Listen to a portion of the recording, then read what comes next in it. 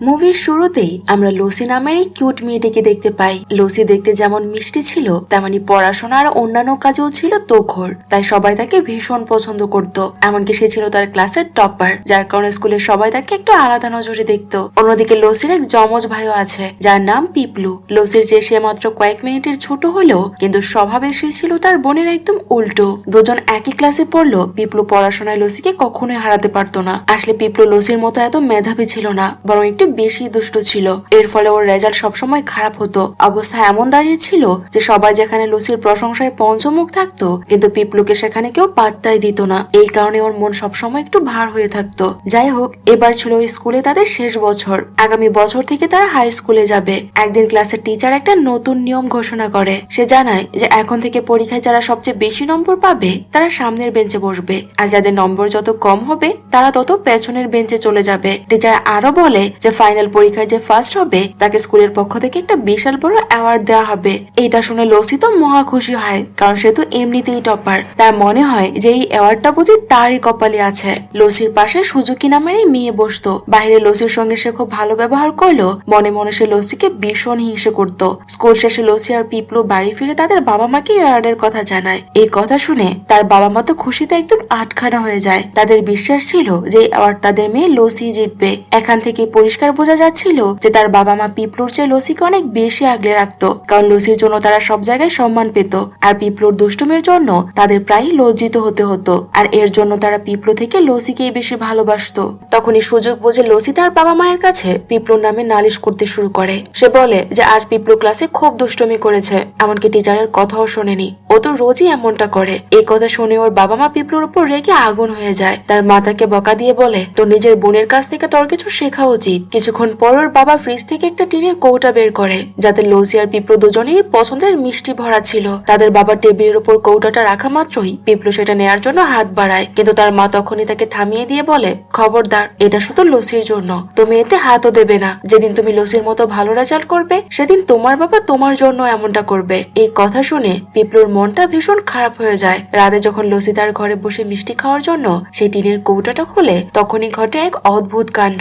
কৌটোটা খোলা মাত্রই তার ভেতর থেকে এক রহস্যময় আলো বেরিয়ে আসতে শুরু করে। লুসি এটা দেখে তো পুরো অবাক হয়ে যায়। ঠিক সেই মুহূর্তেই সে দেখে যে জারের ভেতর থেকে 5 জন পুচকে মানুষ বের হয়ে আসছে। প্রথমে লুসি নিজের চোখকেই যেন বিশ্বাস করতে পারছিল না যে মানুষ কি কখনো এত ছোট হতে পারে। কিন্তু এই কিউট ছোট মানুষগুলোকে দেখে লুসি খুব এক্সাইটেড হয়ে পড়ে। আর যখন ওই পুচকে মানুষগুলো কথা বলা শুরু করে, তখন লুসির যেন আনন্দের সীমাই থাকে না। লুসিও তাদের সঙ্গে গল্প জুড়ে দেয়। সে জিজ্ঞেস করে যে তোমরা কারা আর কোথা থেকে এসেছো, কিন্তু উত্তর দেওয়ার আগেই ওই ছোট মানুষগুলো লুসির নাম জানতে চায়। লুসি বলে আমার নাম লুসি, আমি ক্লাস 5-এ পড়ি, কিন্তু তোমরা এখানে এলে কিভাবে, আর এই জারের ভেতরেই থাকো কেন? তখন তারা জানায় যে তারাই জারের ভেতরেই থাকে। ঠিক সেই সময় লুসির মা তাকে ডাক দেয়। লুসির মনে হয় যে মাকে ছোট বন্ধুদের কথা বলে দেওয়া উচিত, কিন্তু তখনই তার একটা পুরনো কথা মনে পড়ে যায়।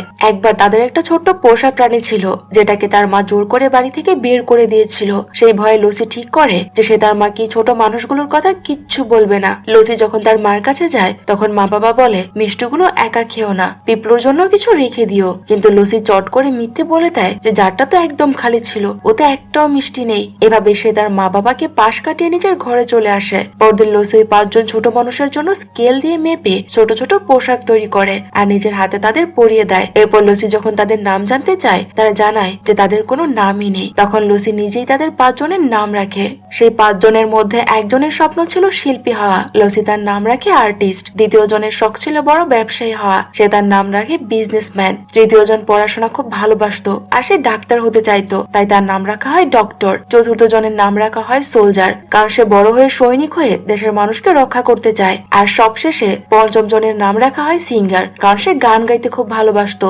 এরপর লুসি তাদের থাকার জন্য একটা ছোট ঘর বানিয়ে দেয়। আসলে ঘরটা ছিল লুসির পুতুলের ঘর, কিন্তু সে সেটাকে খুব সুন্দর করে সাজিয়ে একদম নতুনের মতো করে তোলে। তার ওই 5 বন্ধু ওই ঘরে ঢুকে তো খুশিতে আত্মহারা হয়ে যায় যে এত সুন্দর ঘর তারা জীবনেও দেখেনি। লুসি ঘরটা তার বিছানা ঠিক পাশেই রাখে। রাতে লুসি যখন ঘুমানোর প্রস্তুতি নেয়, তখন ঘর থেকে ডক্টর তাকে ডাক দেয়। সে বলে জানো লুসি, আমি বই পড়তে খুব ভালোবাসি আর আমি পড়াশোনা করে অনেক বড় হতে চাই, তুমি কি আমাকে তোমার সাথে স্কুলে নিয়ে যাবে?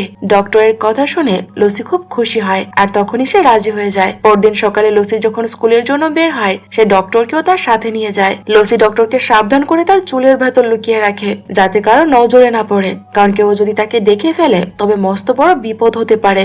লসি যখন স্কুলের বাইরে দাঁড়িয়ে ছিল তখন তার দেখা হয় তার ক্লাসমেট সুজুকির সঙ্গে, যে লসিকে সারাক্ষণ হিংসা করত।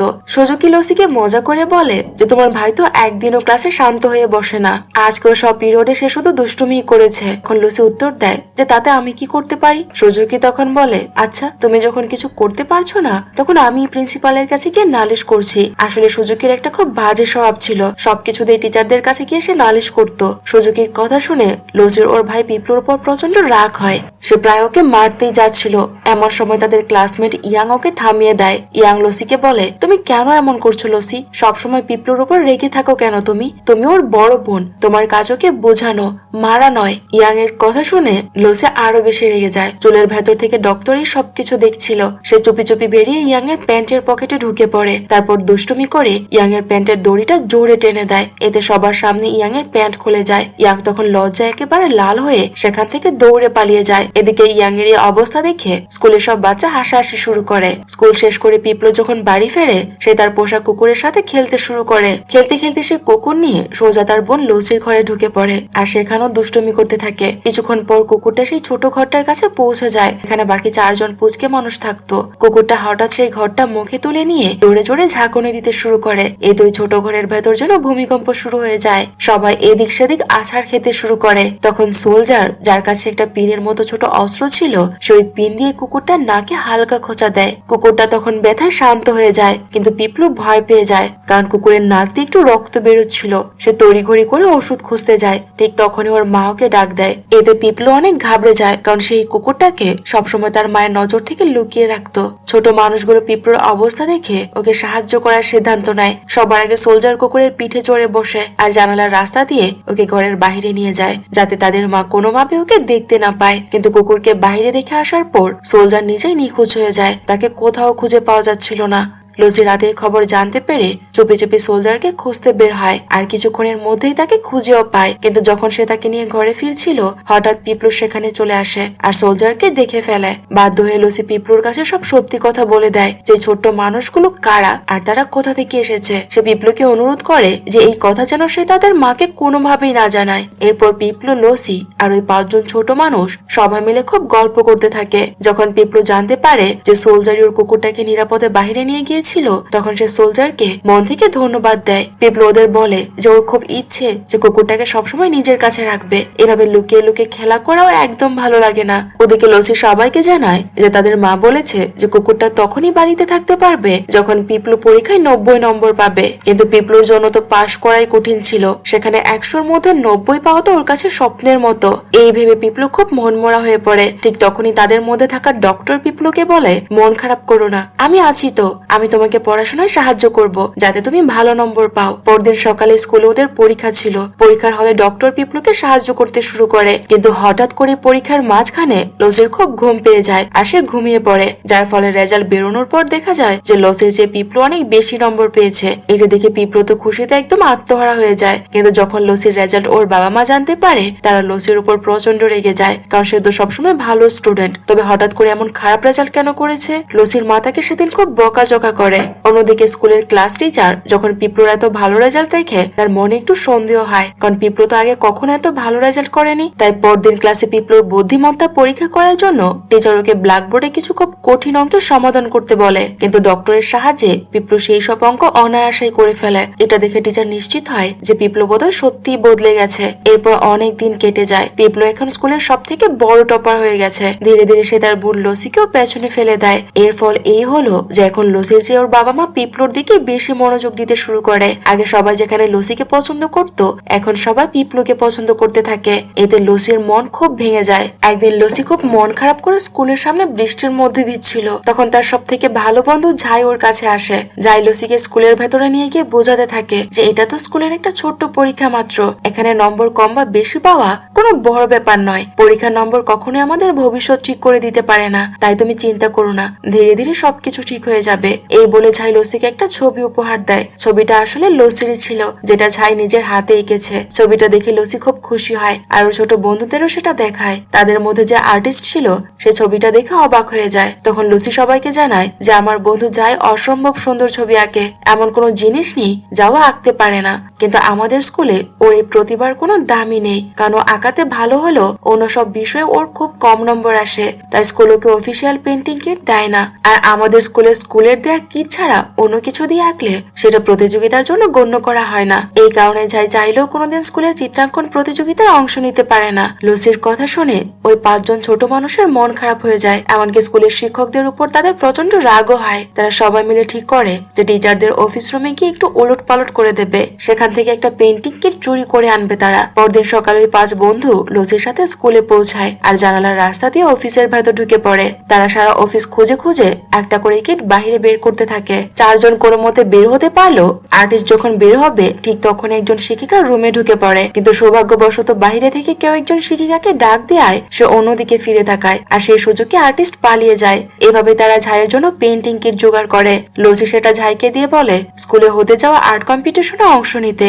ঝাই প্রথমে খুব ভয় পাচ্ছিল, কারণ শিক্ষকরা যদি এই বিষয়ে জানতে পারে তাহলে খুব খারাপ হবে, কিন্তু লসি আর ওর ছোট বন্ধুদের উৎসাহে ঝাই সাহস করে স্টেজে ওঠে আর নিজের আঁকা ছবি সবার সামনে তুলে ধরে। স্কুলের বাইরে থেকে আসা অতিথিরা ঝাইয়ের আঁকা দেখে মুগ্ধ হয়ে যায়, এমনকি ঝাই অতিথিদের সাথে এত সুন্দর করে কথা বলে যে সবাই ওর খুব প্রশংসা করতে থাকে। কিন্তু যেহেতু ঝাই হঠাৎ করে প্রতিযোগিতার মাঝখানে ঢুকে পড়েছিল, তাই স্কুলের শিক্ষকরা ওকে খুব বকাবকি করে আর শাস্তিও দেয়। শাস্তিটা ছিল ওকে পুরো স্কুলে ঝাড়ু দিতে হবে। ঝাই যখন ঝাড়ু দিচ্ছিল তখন ওর বাকি বন্ধুরা এসে ওকে সাহায্য করতে থাকে। কিছুক্ষণ পর স্কুলের মাইকে ঘোষণা করা হয় যে সব বাচ্চার পরীক্ষায় নম্বর কম আসবে তারা স্কুলের কোনো প্রতিযোগিতায় অংশ নিতে পারবে না, আর যদি কেউ এই নিয়ম ভাঙে তবে তাকেও ঝাইয়ের মতো শাস্তি দেওয়া হবে। লসি যখন এই নতুন নিয়মের কথা তার ছোট বন্ধুদের জানায় তারা এতে রাগে ফেটে পড়ে। তারা সিদ্ধান্ত নেয় যে স্কুলে যেসব বাচ্চার নম্বর সবচেয়ে কম আসে তাদের সবাই মিলে মেধাবী করে তুলবে। পরদিন লসি ওই 5 জন ছোট মানুষকে নিয়ে স্কুলে যায় আর তার বন্ধুদের সাথে পরিচয় করে দেয়। এটি দেখে লসির বন্ধুরা তো নিজেদের চোখকেই বিশ্বাস করতে পারছিল না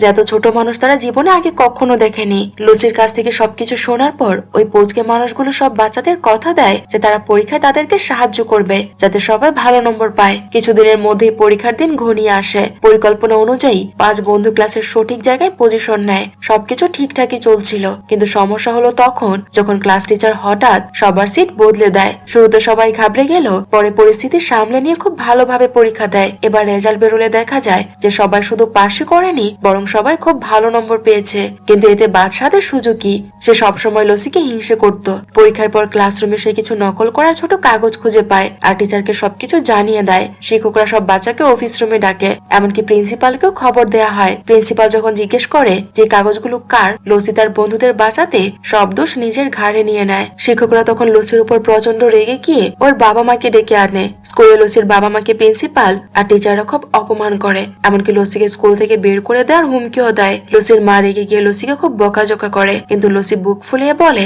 এই স্কুলে শুধু নম্বরের ভিত্তিতে বাচ্চাদের বিচার করা হয়। আমি এমন স্কুলে পড়তে চাই না যেখানে বাচ্চাদের কোনো মূল্যায়নই করা হয় না, বাচ্চাদের চেষ্টা করার সুযোগ করে দেওয়া হয় না। প্রিন্সিপাল তখন রেগে গিয়ে তাকে চলে যেতে বলে, কিন্তু লসির বাবা অনেক কাকুতি মিনতি করে লসিকে স্কুলে রাখার ব্যবস্থা করে, কারণ সমাজে তাদের একটা মান সম্মান আছে। এই ঘটনা চারপাশে যদি ছড়িয়ে পড়ে তাহলে তারা খুব অসম্মানিত হবে। সেদিন রাতে লসি তার ছোট বন্ধুদের সব কথা খুলে বলে। এইসব কথা শুনে তার পুচকে বন্ধুরা বলে শিক্ষকদের দোষ নেই লসি, নকল করা তো সত্যিই অন্যায়, তোমারও উচিত পড়াশোনা করে সততার সাথে ভালো নম্বর পাওয়া। লসি তখন তার মেজা ছাড়িয়ে বলে আমি আগে অনেক ভালো স্টুডেন্ট ছিলাম, সব সময় টপ করতাম, কিন্তু যেদিন থেকে তোমরা আমার জীবনে এসেছো আমার পড়াশোনা একদম শেষ হয়ে গেছে, সব তোমাদের জন্য হয়েছে, তোমরা না এলে আমি এখনো ভালো নম্বর পেতাম। লসির এই কড়া কথা শুনে তার 5 বন্ধু খুব কষ্ট পায়। লসি যখন ঘুমিয়েছিল তখন তারা তাদের টুকিটাকি জিনিসপত্র নিয়ে লসির ঘর ছেড়ে চলে যায়। পরদিন স্কুল থেকে ফেরার পথে পিপলু বাড়ির বাইরে একটা পুরনো পুতুলের ঘরে ওই পুচকে মানুষদের দেখতে পায়। তারা পিপলুর কাছে লসির খবর জানতে চায়। পিপলু বলে যে লসি ঠিক আছে।